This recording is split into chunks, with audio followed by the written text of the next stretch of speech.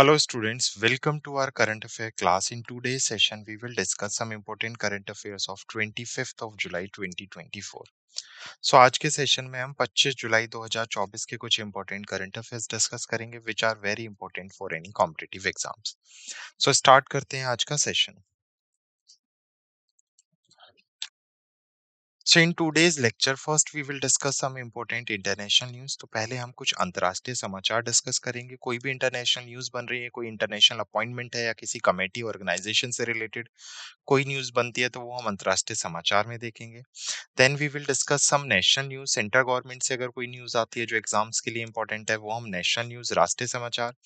Then bank और finance से related कुछ न्यूज देखेंगे. डिफेंस, रक्षा समाचार. We will also discuss some science and technology, विज्ञान और प्रौद्योगिकी समाचार. स्पोर्ट्स इवेंट्स, रिसेंटली जो स्पोर्ट्स इवेंट्स हुए हैं, कोई मेडल्स दिए गए हैं, यानी खेल समाचार. महत्वपूर्ण दिनों से रिलेटेड कोई रिसेंटली अपॉइंटमेंट, नियुक्तियां हुई हैं या रेजिग्नेशन, उससे related news. Then we will discuss some rank and report. Lastly we will discuss some awards and recognition. तो रिसेंटली अगर कोई पुरस्कार या मान्यताएं दी गई हैं सरकार के थ्रू या किसी भी ऑर्गेनाइजेशन के थ्रू तो वो हम देखेंगे. और क्लास के लास्ट में हम समरी डिस्कस करेंगे जिसमें हम पूरी क्लास के जो इंपॉर्टेंट न्यूज़ हैं जो हमने पढ़ी हैं वो डिस्कस करेंगे. Clear? So the images used in our slide deck are for educational purpose only. We respect the intellectual property right of the original creator and honor of these images. If you are the owner of any of the image used in this deck and have any concern or issue, please contact us at sathi@iit.ac.in and we shall remove the images. हमारे slide deck में उपयोग की गई छवियां केवल शैक्षणिक उद्देश्य के लिए हैं. हम इन छवियों के मूल रचनाकार और मालिकों के बौद्धिक संपदा अधिकारों का सम्मान करते हैं. यदि आप इस डेक में इस्तेमाल की गई किसी भी छवि के मालिक हैं और आपको कोई चिंता या समस्या है तो कृपया sathi@iitk.ac.in पर हमसे संपर्क करें और हम छवियों को हटा देंगे. तो स्टार्ट करते हैं आज की पहली news which is our international news. The Prime Minister Min Aung Hlaing became Myanmar acting president. 2024 में 22 जुलाई को म्यांमार के प्रधानमंत्री और राज्य प्रशासन परिषद के अध्यक्ष वरिष्ठ जनरल मिंग ऑन्ग हुए ने कार्यवाहक राष्ट्रपति का पद संभाला है. तो अभी उन्हें क्या अपॉइंट किया गया है? एक्टिंग प्रेसिडेंट अपॉइंट किया गया है जो म्यांमार के क्या हैं? प्रधानमंत्री भी हैं. वह निवर्तमान कार्यवाहक राष्ट्रपति मिंट स्वेंगले का स्थान लेंगे जो मोनोमीटर मंदता और कुपोषण से पीड़ित रहे. मिन होंग कार्यवाहक राष्ट्रपति के रूप में म्यांमार में सुरक्षा और रक्षा मामलों के लिए जिम्मेदार राष्ट्रीय रक्षा और सुरक्षा परिषद का भी नेतृत्व करेंगे. मिंग फरवरी 2021 के तख्तापलट के बाद सेक के अध्यक्ष रहे और अगस्त 2021 में खुद को म्यांमार का प्रधानमंत्री भी इन्होंने नियुक्त किया है. म्यांमार 21 के तख्तापलट के बाद से सैन्य शासन के अधीन है जिसमें मेंट स्वे ने सैन्य द्वारा आंग सू सू की नेतृत्व वाली निर्वाचित सरकार को हटाने के बाद पदभार संभाला था. क्लियर? तो म्यांमार की अभी जो सिचुएशन है वो स्टेबल नहीं है तो वहीं के प्राइम मिनिस्टर ने एक्टिंग प्रेसिडेंट की पोस्ट को संभाला है. अब कौन है यहाँ के prime minister? Basically Wang, Ming Aung Huang. Clear? Next is national news. Bihar pass anti paper leak bill to combat exam malpractice. तो आप सबको पता है आजकल जो एग्जाम्स होते हैं स्पेशली जो गवर्नमेंट एग्जाम्स होते हैं उनकी लीक की खबरें बहुत आती हैं. तो उसी के लेकर सख्ती बरतने के लिए बिहार सरकार ने अपनी विधानसभा में एंटी पेपर लीक बिल पारित किया है. तो यह विधेयक सरकारी भर्ती परीक्षाओं में कदाचार से निपटने का लक्ष्य रखता है. कोई भी पर्सन अगर एग्जाम पेपर लीक में दोषी पाया जाता है तो उसे कम से कम 10 साल की सजा और कम से कम 1 करोड़ रुपए का जुर्माना शामिल है. क्लियर? तो Bihar pass anti paper leak bill. Next is also a national news. तो PM Modi inaugurate 46 session of UNESCO world heritage committee at Bharat Mandapam New Delhi. तो आप सबको पता है यूनेस्को वर्ल्ड हेरिटेज धरोहर की 46वां सत्र हुआ है और ऐसा पहली बार हुआ है कि भारत ने इस सत्र को क्या किया है? होस्ट किया है. तो प्राइम मिनिस्टर नरेंद्र मोदी जी ने नई दिल्ली के भारत मंडपम में यूनेस्को विश्व धरोहर की 46वीं जो समिट हुई है, जो सेशन हुआ है, उसका उद्घाटन किया. यह पहली बार है जब भारत वर्ल्ड हेरिटेज कमेटी बैठक की मेजबानी कर रहा है, जो 21 जुलाई 2024 तक जारी रहेगी, जिसे संस्कृति मंत्रालय की ओर से भारत पुरातत्व सर्वेक्षण द्वारा आयोजित किया जा रहा है। विश्व धरोहर युवा पेशेवर मंच और विश्व धरोहर स्थल प्रबंधक मंच भी मुख्य कार्यक्रम के साथ आयोजित किए गए हैं। भारत क्षमता निर्माण, तकनीकी सहायता और विश्व धरोहर स्थलों के संरक्षण के लिए यूनेस्को विश्व धरोहर केंद्र को 1 मिलियन अमेरिकी डॉलर का योगदान भी देगा, जिससे विशेष रूप से वैश्विक दक्षिणी देशों को लाभ मिलेगा। असम में प्राचीन दफन स्थल चराइवे मैदान को भारत की 43वीं विश्व धरोहर स्थल के रूप में नामित किया गया है। तो अभी जो असम की बेसिकली ब्यूरियल ग्राउंड है, उसको नॉमिनेट किया गया है 43rd world heritage site. Next is banking and finance news. तो centre grant site clearance to Parandur airport. तो केंद्र ने परंदूर हवाई अड्डे को स्थल स्वीकृति दी है। तो केंद्र सरकार की ग्रीनफील्ड हवाई अड्डे पर स्टीयरिंग समिति ने तमिलनाडु औद्योगिक विकास निगम लिमिटेड को तमिलनाडु के कांचीपुरम जिले के परंदूर में ग्रीनफील्ड हवाई अड्डा विकसित करने के लिए स्थल मंजूरी प्रदान की है। यह चेन्नई शहर का दूसरा हवाई अड्डा होगा, जो चेन्नई से 70 किलोमीटर दूर स्थित है। तो चेन्नई में ऑलरेडी एक हवाई अड्डा है और ये ग्रीनफील्ड हवाई अड्डा भी चेन्नई में बनाया जाएगा, जिसका बजट कितना होगा, 32,700 करोड़ रुपए होगा, और जो जनवरी 2026 तक बेसिकली शुरू होगा और दिसंबर 2028 तक जिसका कार्यकाल पूरा होगा। तो हवाई अड्डे में 3 टर्मिनल भवन होंगे और यह प्रतिवर्ष 100 मिलियन यात्रियों को सेवा देगा। तो TIDCO which is Tamil Nadu industrial development corporation organisation है, उसने हवाई अड्डे परियोजना के कार्यान्वित, जिसमें वित्त पोषण और भूमि अधिग्रहण शामिल है, उसके लिए जिम्मेदार है। क्लियर। तो परंदू हवाई अड्डा कहां पर है, बनेगा तमिलनाडु में बनेगा। बजट क्या होगा इसका, बजट होगा इसका 32,704 करोड़। कब तक पूरा होगा, 2028 तक इसे पूरा कर लिया जाएगा। और अगर इसकी हम बात करें तो ये चेन्नई का दूसरा एयरपोर्ट हो, बेसिकली तमिलनाडु का दूसरा एयरपोर्ट होगा चेन्नई सिटी के बाद। Next is bank of Baroda ने अपनी स्थापना दिवस पर जनरेटिव एआई संचालित VRM which is virtual relation management और नई भुगतान ऐप सहित 11 नई पहलों की शुरुआत की है। बैंक ऑफ बड़ौदा, जिसका अभी कौन सा स्थापना दिवस है, 117वां स्थापना दिवस मनाया गया, कब, 20 जुलाई को। तो उसने अपने 117वें स्थापना दिवस पर बहुत सारी नई पहलों की शुरुआत की है। तो एक एक करके हम वो नई पहले देखेंगे। उससे पहले हम एक बार थीम देख लेते हैं कि बैंक ऑफ बड़ौदा के 117वें वर्ष का थीम क्या रही है। इसकी थीम रही है ट्रस्टेड टुडे ट्रांसफॉर्मिंग टुमारो। आज विश्वसनीय, कल परिवर्तन हो रहा है। क्लियर। जनरेटिव एआई संचालित वीआरएम को बैंक के विभिन्न उत्पादों और सेवाओं के वास्तविक समय की जानकारी प्रदान करके डिजिटल ग्राहक सेवा को बढ़ाने के लिए डिजाइन किया गया है। उसके साथ साथ bank of Baroda e pay UPI payment public service provider app include feature like scan to pay. ये एप्लीकेशन लॉन्च की गई है। यूपीआई लाइट और यूपीआई रुपे क्रेडिट कार्ड जैसी विशेषताएं लॉन्च की गई हैं, जिससे अंतरराष्ट्रीय भुगतान भी शामिल है। बैंक ऑफ बड़ौदा ने bank of Baroda credit line on UPI पहल की भी शुरुआत की है, जो प्रारंभिक ग्राहकों के लिए बड़ोदरा किसान क्रेडिट कार्ड पर उपलब्ध है, जिससे यूपीआई के माध्यम से पूर्ण स्वीकृत क्रेडिट लाइनों तक पहुंच संभव हो सके। क्लियर। तो बैंक ऑफ बड़ौदा ने कौन सा स्थापना दिवस बनाया, अपना 117वां स्थापना दिवस अभी इनॉग्रेट किया है या बनाया है। Done. Next is GCF which is Green Climate Fund approve those 215.6 million for SIDBI to help MSME adopt low emission। तो small industrial development bank of India, सबसे पहले आपको सिडबी का पता होना चाहिए। What is SIDBI. SIDBI is small industrial development bank of India है, जिसने 215.6 मिलियन अमेरिका डॉलर की बेसिकली क्या मिल गई है, इसे मंजूरी मिल गई है, ताकि जो micro small and medium enterprises है उसको बढ़ावा मिल सके। और किसके थ्रू मिला है ये फंड, ये ग्रीन क्लाइमेट फंड के थ्रू ने ये अप्रूवल हुआ है।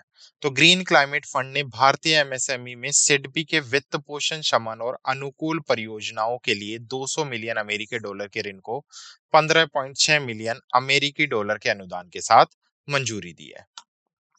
यह ऋण 35 विकासशील देशों में 17 परियोजनाओं के लिए जीएफसी की 1 बिलियन यूएसडी की वित्त पोषण स्वीकृति का हिस्सा है। सिडबी अपने बैलेंस शीट और आंशिक रूप से बाजार निधियों से प्राप्त 800 मिलियन अमेरिकी डॉलर का योगदान देकर एफएमएपी के लिए 1 बिलियन अमेरिकी डॉलर का कोष बनाएगा। FMAP which is finance mitigation and adaptation project, इसका उद्देश्य जो micro small and medium enterprises है उनको नवीकरण ऊर्जा, ऊर्जा दक्षता, ऊर्जा भंडार और ई मोबिलिटी जैसे परियोजनाओं के लिए लगभग 10,000 रियायती ऋण प्रदान करना है। एफएमएपी कार्यक्रम से ग्रीन हाउस गैस उत्सर्जन में लगभग 35.3 मिलियन टन की कमी आने की उम्मीद है। Clear?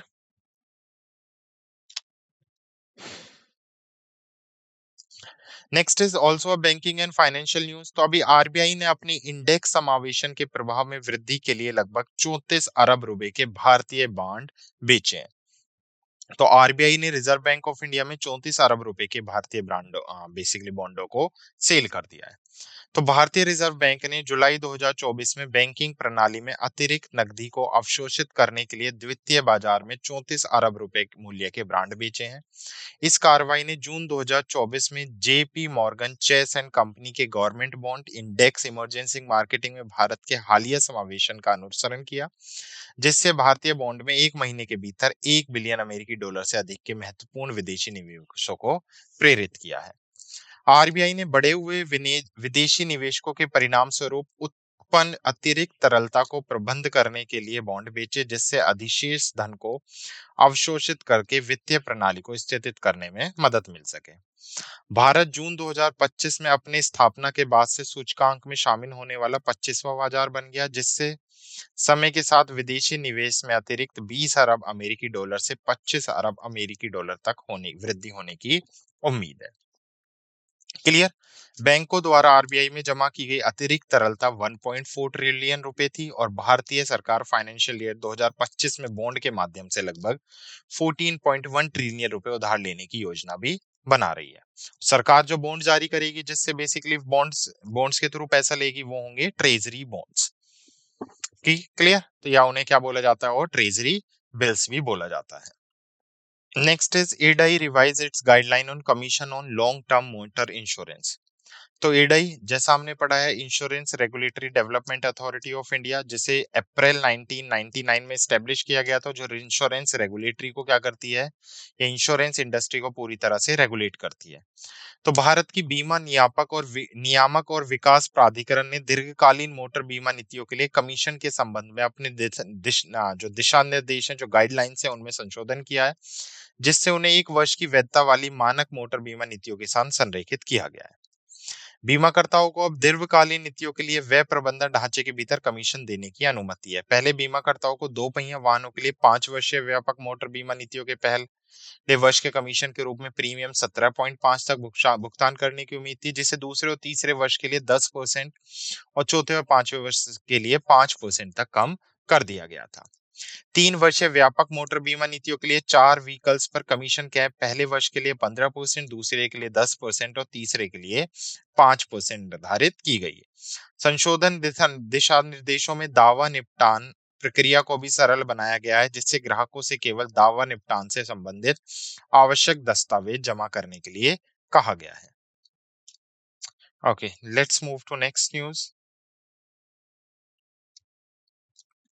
Next is banking and financial news. Paytm partner with Axis Bank to offer POS solution and EDC device to merchant network.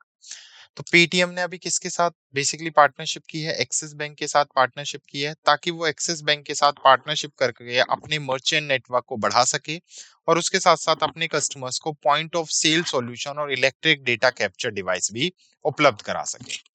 इस साझेदारी का उद्देश्य उन्नत तकनीक के माध्यम से व्यापारी अधिग्रहण व्यवस्था को बदलना, व्यापार संचालन को अनुकूलित करना और ग्राहक संतुष्टि को बढ़ाना है। पेटीएम की अत्याधुनिक तकनीक एक्सिस बैंक के माध्यम से एक व्यापक व्यापारी आधार तक पहुंचेगी, जिससे दोनों संस्थाओं की क्षमताओं में भी वृद्धि होगी।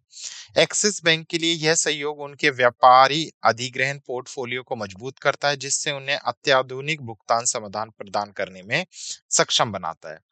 पीओएस समाधान कुशल व्यवसाय प्रबंधन और निर्बाध भुगतान प्रसंस्करण क्षमताओं को सुनिश्चित करते हैं, जबकि ईडीसी उपकरण संचालन को सुव्यवस्थित करते हैं और व्यवसाय की वृद्धि को बढ़ावा देते हैं। Next is TerraPay partner with SWIFT for global account to wallet payment. अभी टेरा पे ने किसके साथ वैश्विक खाते से वॉलेट भुगतान के लिए स्विफ्ट के साथ साझेदारी की है।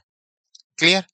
तो दो ऑर्गेनाइजेशन है, society for worldwide interbank financial telecommunication और उसके साथ साथ ऑर्गेनाइजेशन टेरा पे, जिसने समझौता किया है ताकि वो अपने कस्टमर्स को global account to wallet payment की सर्विसेज प्रोवाइड कर सके।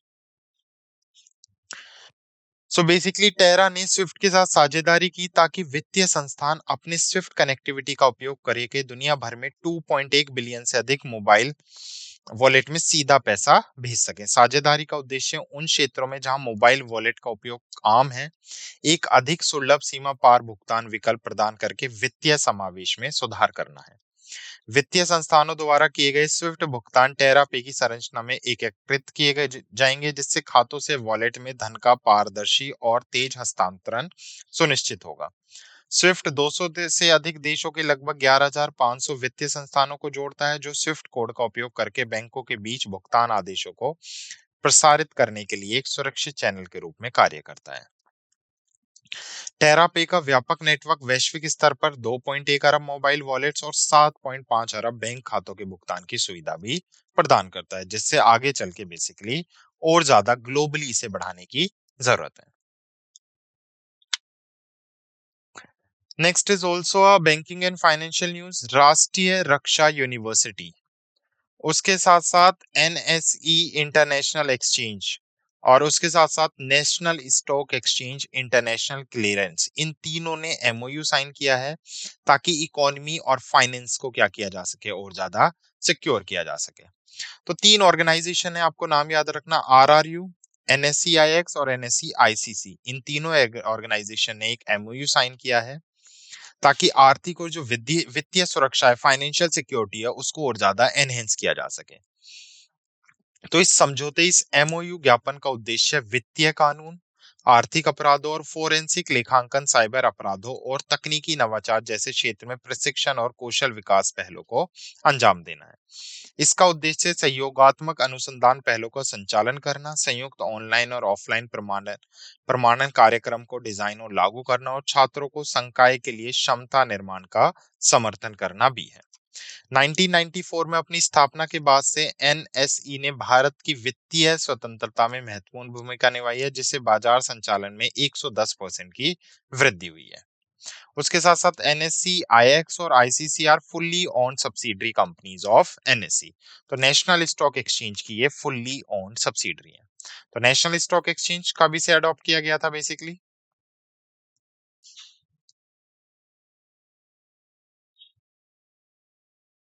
तो इसे बेसिकली 1994 में लाया गया था।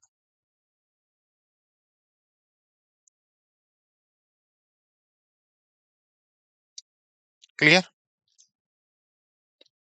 Next is defence news. DRDO successfully flight test phase second of ballistic missile defence system. तो डीआरडीओ ने क्या किया है, अभी फेज सेकंड जो है बैलिस्टिक मिसाइल रक्षा प्रणाली का, उसका सफलतापूर्वक परीक्षण कर लिया है। यह उपलब्धि लंबी दूरी की बैलिस्टिक मिसाइल खतरे के खिलाफ रक्षा करने में भारत की बढ़ती क्षमताओं को दर्शाती है। यह राष्ट्रीय सुरक्षा को बढ़ाने में भी एक महत्वपूर्ण मील का पत्थर साबित होगी। Next is launch of advance frigate Triput, a milestone in Indian naval capability. तो उन्नत फ्रिगेट त्रिपुट का शुभारंभ भारत की नौसैनिक क्षमताओं में एक मील का पत्थर। तो 23 जुलाई 2024 को भारत ने गोवा शिपयार्ड लिमिटेड में दो उन्नत फ्रिगेट में से पहले को लॉन्च कर दिया है। यह घटना भारत की स्वदेशी जहाज निर्माण क्षमताओं में से एक महत्वपूर्ण मील का पत्थर है। भारत की नौसैनिक शक्ति में यह प्रक्षेपण एक महत्वपूर्ण छलांग का प्रतीक है और यह भारत की अपनी नौसैनिक शक्ति को बढ़ाने की प्रतिबद्धता को भी रेखांकित करता है। Next is also science and technology. तो इसरो ने अभी सेकंड एक्सपेरिमेंट कंडक्ट किया है, flight test of air breathing proportional technology. तो इसरो ने वायु श्वसन प्रणोदक प्रौद्योगिकी की दूसरी प्रायोगिक उड़ान परीक्षण का सफल परीक्षण किया है। तो 2024 में 22 जुलाई को इसरो ने एयर ब्रीथिंग प्रोपोर्शनल तकनीक के प्रदर्शन के दूसरे प्रायोगिक उड़ान परीक्षण का सफलतापूर्वक बेसिकली परीक्षण कर लिया है। उड़ान परीक्षण के दौरान साउंडिंग रॉकेट ने संतोषजनक प्रदर्शन किया और एयर ब्रीथिंग प्रणोदक प्रणाली सफलतापूर्वक प्रज्वल प्रज्वल हुई। लगभग 110 मापदंडों की व्यापक रूप से निगरानी की गई ताकि प्रणोदक प्रणाली के प्रदूषण प्रदर्शन का मूल्यांकन किया जा सके और एकत्रित उड़ान डेटा विकास के अगले चरण के लिए उपयोग किया जा सके। इस एक्सपेरिमेंट के लिए बहुत सारे ग्रुप इंक्लूड थे, including ISO, ISRO, including VSS, LPSR, IPRCN, CSIR, NAL. तो बहुत सारी ऑर्गेनाइजेशंस ने मिलके इस ये जो परीक्षण है इसको टेस्ट किया है। Next is Telangana launch TB free model project स्वास्थ्य नगरम। तो स्वास्थ्य नगरम, पहले तो ये पता होना चाहिए प्रोजेक्ट कहाँ का है। ये प्रोजेक्ट है तेलंगाना का। तो इस प्रोजेक्ट का पर्पस है टीबी मुक्त न्याय पालिकाओं को बनाना। तो यह राज्य, शहरों, प्रकोष्ठ, नगर निगमों, केंद्रीय टीबी प्रभाग, डब्ल्यूएचओ इंडिया, यूएसएआईडी और अन्य हितकारों द्वारा एक सहयोगात्मक प्रयास है। यह पहल राष्ट्र में टीबी को समाप्त करने की दिशा में एक महत्वपूर्ण कदम है।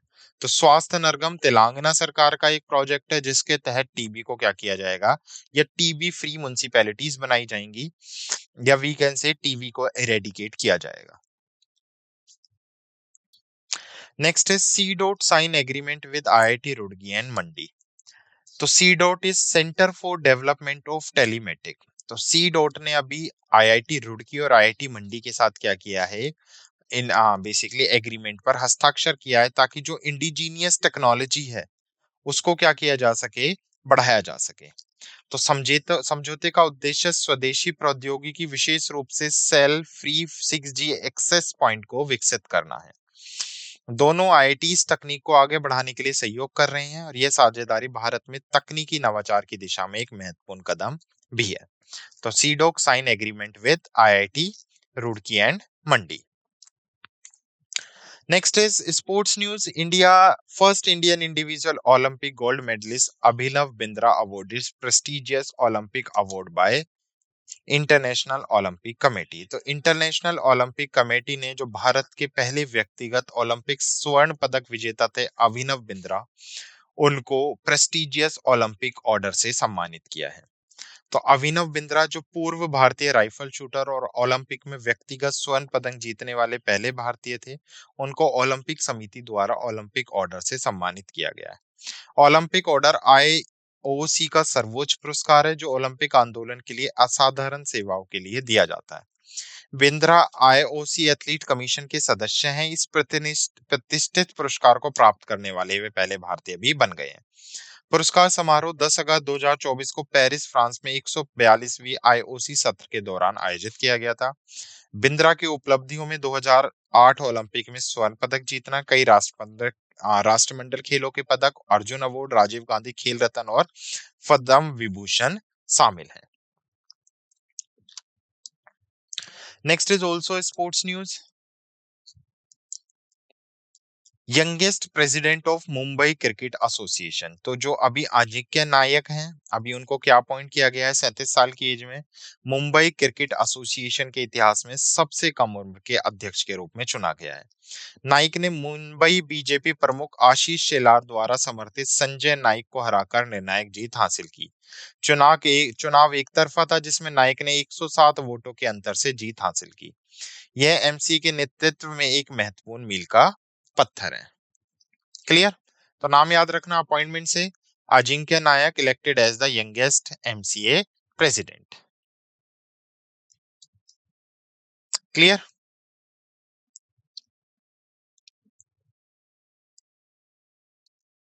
Next is France set to host 2023 winter Olympic subject to condition. France 2030 शीतकालीन ओलंपिक की मेजबानी करेगा। तो जो विंटर ओलंपिक्स होंगे 2030 में, उसको कौन होस्ट करेगा? फ्रांस होस्ट करेगा। तो अंतरराष्ट्रीय ओलंपिक समिति ने 2030 शीतकालीन खेलों के लिए फ्रेंच ऑल्प्स को मेजबानी के रूप में नामांकित किया है। निर्णय की घोषणा 24 जुलाई को की गई कुछ शर्तों के साथ। फ्रांस के जो राष्ट्रपति हैं इमैनुअल मैक्रोन ने आईओसी को आश्वासन दिया कि पेरिस में 2024 के ग्रीष्मकालीन खेलों के बाद बनी सरकार सभी लंबित संगठनात्मक और बेसिकली वित्तीय गारंटी को संभालेगी। यह घोषणा फ्रांस के खेल भविष्य के लिए महत्वपूर्ण क्षण को चिन्हित करती है।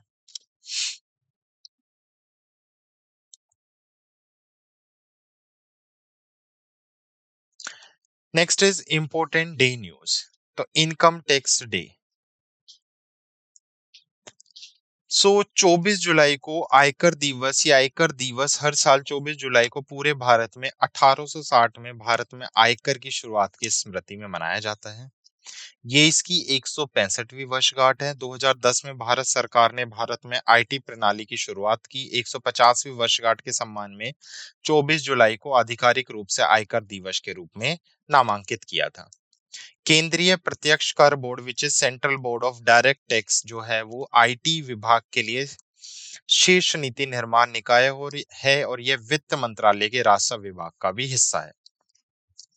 सीबीडीटी 1964 में प्रभावित हुए जो 1963 के केंद्रीय राजस्व अधिनियम के तहत कार्य करता है। Next is national brain research centre celebrate world brain day. तो 12 जुलाई को 2024 में क्या सेलिब्रेट किया गया? वर्ल्ड ब्रेन डे सेलिब्रेट किया गया, ताकि जो न्यूरो साइंस है, जो अमंग यंग माइंड्स है उनके बीच में तंत्रिका विज्ञान को और ज्यादा बढ़ाया जा सके। इसमें गुरुग्राम के विभिन्न स्कूलों के 100 से अधिक छात्र और 15 शिक्षक शामिल हुए। छात्रों को न्यूरो साइंस के प्रशिक्षित वैज्ञानिकों शोधकर्ताओं के साथ जुड़ने का अनूठा अवसर भी प्रदान किया गया। तो world brain day 22 July 2024 to create awareness about neuroscience. Next is world drowning prevention day. विश्व डूबने से बचने के लिए बेसिकली दिवस। तो 25 जुलाई को वैश्विक समुदाय विश्व डूबने से रोकथाम दिवस मनाया गया। यह पहल वैश्विक डूबने की रोकथाम पर जागरूकता बढ़ाने और कार्रवाई में तेजी लाने के लिए समर्पित है। विश्व स्वास्थ्य सभा which is world health organization के प्रस्ताव जो 2023 में पारित हुए थे के संदर्भ में इस पालन का अतिरिक्त महत्व है। डूबने से होने वाली मौतों और विकलांगताओं को रोकने के लिए समन्वय बहुक्षेत्रीय कार्रवाई का तत्काल आवश्यकता को प्रस्ताव रेखांकित करता है, जो दुनिया भर में चोट से संबंधित मौत और विकलांगता का एक प्रमुख कारण भी है। क्लियर? तो world drawing prevention day 2024। Next is appointment and resignation news. तो कमोडर डी के मुरली ने बेसिकली बीईसीआईएल का सीएमडी का चार्ज संभाला है। BECIL is broadcast engineering consultant India limited. तो कमांडर डी के मुरली भारतीय नौसेना ने broadcast engineering consultant India limited के अध्यक्ष और प्रबंध निर्देशक का कार्यभार संभाला। उन्होंने लगभग 35 वर्षों तक भारतीय नौसेना में सेवा की। अग्रिम पंक्ति के युद्धपोत प्रशिक्षण निरीक्षण और जहाज मरम्मत यार्डों में विभिन्न नियुक्तियां भी संभाली हैं। बीईसीआईएल के सीएमडी के रूप में वे कॉरपोरेट उद्देश्य और प्रदर्शन लक्ष्यों को प्राप्त करने के लिए बीईसीआईएल के कुशल संचालक के लिए जिम्मेदार होंगे। वह निर्देशक मंडल और भारत सरकार के प्रति भी जवाबदेही होंगे। बीईसीआईएल को 24 मार्च 1995 को भारत सरकार कंपनी अधिनियम 2013 के तहत शामिल किया गया था। Next is Ronald L. Lower J. Jr. named acting chief of US Secretary Service. तो रोनाल्ड एल रोवे जूनियर को अमेरिकी सीक्रेट सर्विस का कार्यवाही प्रमुख नियुक्त किया गया है। The appointment follow the resignation of Kimble Cheetal. तो इससे पहले किम्बले चीटल इस पद पर थे, तो किम्बले चीटल ने जैसे इस्तीफा दिया तो इनको अपॉइंट किया गया। चीटल ने एक महत्वपूर्ण सुरक्षा चूक के लिए सीक्रेट सर्विस की आलोचना के बाद इस्तीफा दे दिया। पूर्व राष्ट्रपति डोनाल्ड ट्रंप की हत्या के प्रयास के दौरान यह चूक हुई थी। Clear?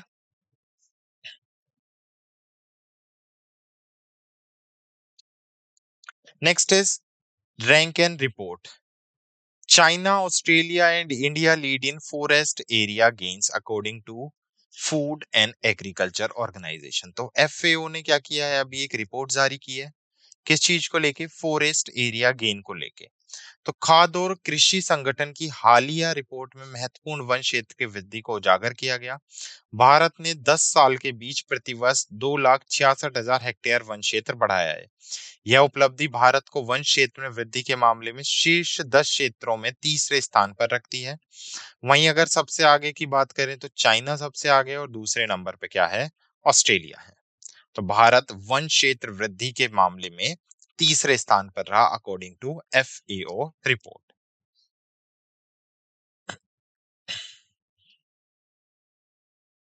Clear? Next is also rank and report India among top 3 in country in most significance forest area gain FAO report। अभी हमने पढ़ा है कि the state of world forest 2024 report जारी की गई है जहां पर भारत को कौन सा स्थान मिला है? तीसरा स्थान मिला है। इस रिपोर्ट को कहां रिलीज किया गया? रिपोर्ट को रोम इटली में एफओए मुख्यालय में आयोजित वानिकी की समिति के 27वें सत्र में जारी किया गया है। Next is Rahaab Allana honoured with French art and letter insignia. तो क्यूरेटर और लेखक हैं राहाब अलाना, उनको फ्रांसीसी सरकार द्वारा ऑफिसियर डांस ला ऑर्डर के प्रतीक चिन्ह के रूप में सम्मानित किया गया है। यह प्रतिष्ठित सम्मान उन व्यक्तियों को मान्यता देता है जिन्होंने कला, संस्कृति और साहित्य में महत्वपूर्ण योगदान दिया हो। अलाना के कार्य ने वैश्विक कला परिदर्शन पर उल्लेखनीय प्रभाव डाला है। उनके योगदान को कला और संस्कृति के क्षेत्र में सम्मानित किया गया है।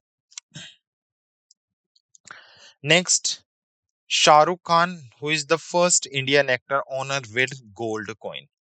तो बॉलीवुड सुपरस्टार शाहरुख खान को पेरिस के ग्रेवियन म्यूजियम द्वारा अनुकूलित सोने के सिक्के से सम्मानित किया गया। शाहरुख खान पहले भारतीय अभिनेता हैं जिनके नाम पर संग्रहालय में सोने के सिक्के हैं। ग्रेवियन संग्रहालय पेरिस के ग्रांड बुलेवार्ड पर स्थित एक प्रसिद्ध मोम संग्रहालय है। शाहरुख खान के वैश्विक प्रभाव और मान्यता को यह सम्मान उजागर करता है। क्लियर? तो ये थे कुछ इंपॉर्टेंट करंट अफेयर्स जो हमने डिस्कस किए।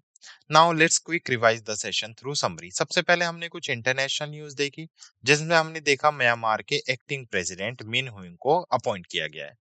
नेशनल न्यूज में हमने देखा कि बिहार ने क्या किया है, अभी एंटी पेपर लीक बिल को कॉम्बैक्ट एग्जाम माल प्रैक्टिस के लिए उसे पास किया है ताकि एग्जाम लीक के लिए कठोर से कठोर सजा दी जा सके। बैंक एंड फाइनेंस की बात करें तो centre grant site clearance to Parandur airport. उसके साथ साथ हमने देखा बैंक ऑफ बड़ौदा ने 11 न्यू इनिशिएटिव लॉन्च किए अपने फाउंडेशन डे पे। जीएफसी ने 215.6 मिलियन लोन अप्रूव किया है सिडबी के लिए ताकि एमएसएमई को बढ़ाया जा सके। उसके बाद आरबीआई ने अपने बॉन्ड्स, इंडियन बॉन्ड्स को सेल किया है 34 बिलियन में। एडाई ने लॉन्ग टर्म मोटर इंश्योरेंस के लिए न्यू गाइडलाइंस जारी की हैं और पेटीएम पेमेंट बैंक ने एक्सिस बैंक के साथ अभी पार्टनरशिप की है। टेरा पे ने स्विफ्ट के साथ पार्टनरशिप हमने देखी फॉर वॉलेट पेमेंट। उसके साथ साथ Rashtriya Raksha university NSC X और आईसीसी ने भी एक बेसिकली एमओयू साइन किया है for economical and financial security.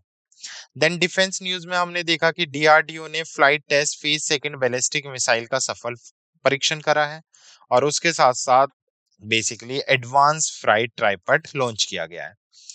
Science and technology में हमने देखा कि इसरो ने अपनी second experimental flight test of air breathing को टेक्नोलॉजी को लॉन्च किया है और तेलंगाना ने लॉन्च किया है स्वास्थ्य नरगम पोर्टल ताकि म्युनिसिपैलिटीज को टीबी फ्री बनाया जा सके। नेक्स्ट, स्पोर्ट्स में हमने देखा कि अभिनव बिंद्रा को ओलंपिक ऑर्डर अवार्ड दिया गया है बाय इंटरनेशनल ओलंपिक अथॉरिटी और अजिंक्य नायक को यंगेस्ट एमसीए प्रेसिडेंट अपॉइंट किया गया है। फ्रांस 2030 के विंटर ओलंपिक को होस्ट करेगा। उसके साथ साथ इंपॉर्टेंट डेज में हमने income tax day, national brain research day और वाटर ड्राइंग प्रिवेंशन डे देखा। अपॉइंटमेंट है हमने देखा बीईसीआईएल के सीएमडी अपॉइंट किए गए डी के मुराली को और उसके साथ साथ यूके के एक्टिंग चीफ अपॉइंट किया गया सीक्रेट सर्विसेज के रोनाल्ड एल लोवे को। रैंक एंड रिपोर्ट्स में एफएओ की फॉरेस्ट एरिया गेन रिपोर्ट में भारत ने तीसरा स्थान हासिल किया जबकि चाइना एंड ऑस्ट्रेलिया का पहला और दूसरा है। नेक्स्ट हमने सबमिट एंड कॉन्फ्रेंसेस देखी जिसमें 46वीं session of UNESCO world heritage New Delhi के भारत मंडपम में होगी। नेक्स्ट अवार्ड में हमने देखा French art and literature insignia award और उसके साथ साथ Shahrukh honoured with gold coin in Paris. Rank and reports में हमने अभी देखा है एफओयू की रिपोर्ट के according India among top 3 countries in most significant forest area gain. तो ये थे हमारे कुछ इंपॉर्टेंट करंट अफेयर्स जो हमने डिस्कस किए। I hope you like this session. Thank you.